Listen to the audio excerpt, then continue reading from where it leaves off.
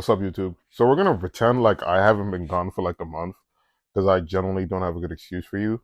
But anyway, Sebastian Triceps Day.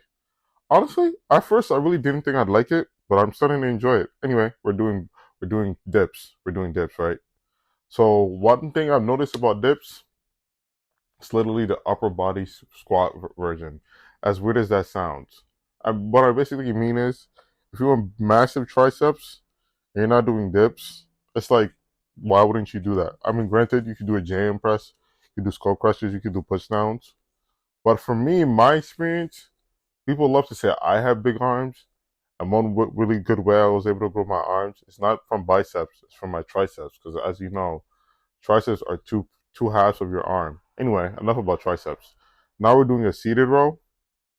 Personally, I like to really do seated rows, especially for my lower lats, because I really like. I feel like for most people, especially me in particular, I can only really talk about myself. But it's like I really struggle to get that mind muscle connection. Granted, in this clip, you could be like, "Oh, you're going too fast," lower the weight so you could properly feel it. But at the same time, like if something's not broken, why fix it? You feel me? Granted, that doesn't work in all cases, but in this case, like I feel like when I go slow, control it, go back, control it, it's like I'm feeling it, but I'm not feeling it to the extent that I could be. Which is why I don't. Obviously, this is not the only back exercise I do.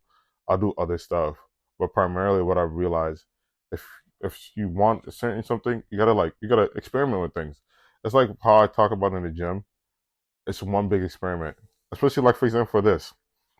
Some people can't do a pull up, so they'll do a lat pull down. But my thing is, why not just do both?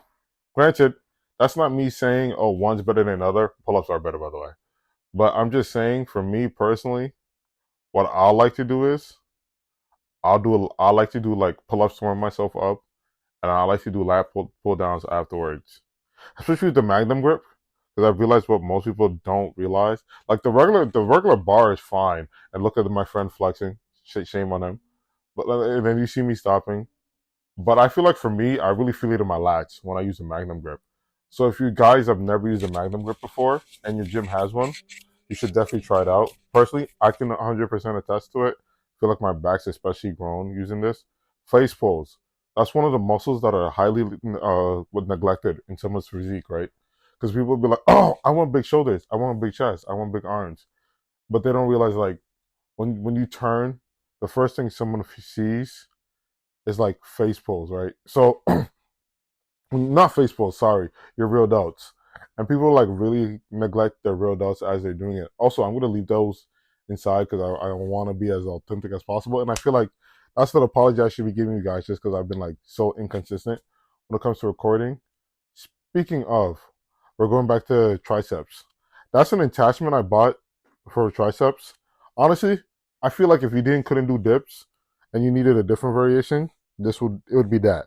But me personally, what I've realized is it's like I didn't create it. I don't know if you guys heard of TNF. You probably have. You're in the fitness industry.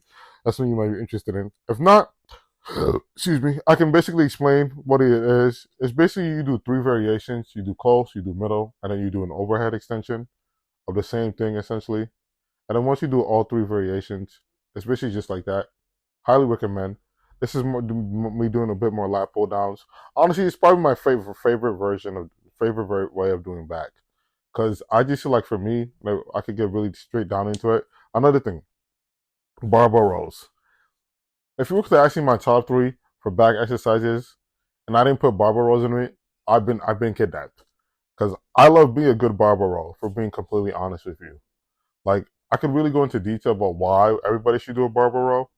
But for me personally, now this one, my form wasn't as good as it could be. But sometimes you just want to log weight around, and that's exactly what I was doing in this.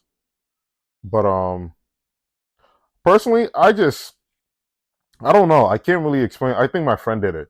In my head, I'm like, if he could do it, why can't I? Not always a good method of why you should do something.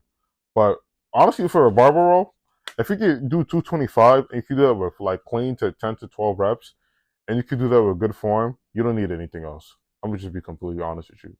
You really don't need anything else. And that's skull crushers.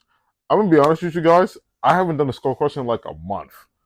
And I don't know why I haven't done skull crushers. They're one of my favorite ways of doing triceps.